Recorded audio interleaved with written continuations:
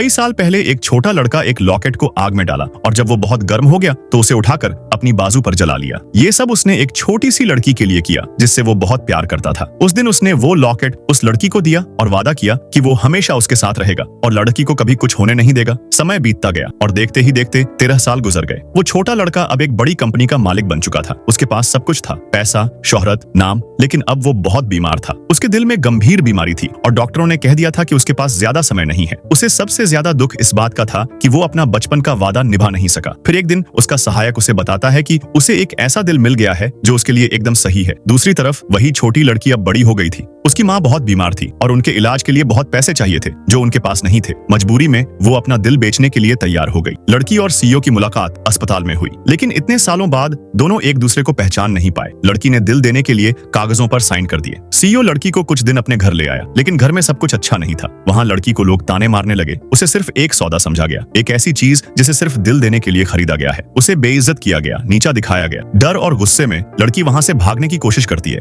लेकिन उसे पकड़ लिया गया और डांट पड़ी। लड़की एक रात गलती से वो सीईओ के कमरे में चली जाती है और उस पर गलत आरोप लगा दिया जाता है। उसे अपमानित करके बाहर निकाल दिया जाता है। उसी समय सीईओ को दिल का दौरा पड़ता है। लड़की जल्दी से दवाई लाती है और उसकी जान बचा लेती है, लेकिन फिर भी उस पर शक किया जाता है। कुछ समय बाद सीईओ ने उसे तोहफे दिए और खाना खाने बुलाया। लड़की को लगा कि शायद अब चीजें ठीक हो जाएं, लेकिन फिर उसे पता चला कि उसे बेहोश करने की प्लानिंग चल रही है। वो बहुत डर गई, लेकिन हार नहीं मानी। फिर आया ऑपरेशन का दिन। सब कुछ तैयार था। सीईओ ऑपरेशन के लिए जा रहा था, तभी उसका सहायक भागता हुआ आया और एक फाइल दी। सीईओ ने फाइल खोली और हैरान रह गया। जिसका दिल उसे मिलने वाला था वो कोई और नहीं बल्कि वही लड़की थी। उसका बचपन का प्यार, जिससे उसने कभी वादा किया था कि वो हमेशा उसके साथ रहेगा।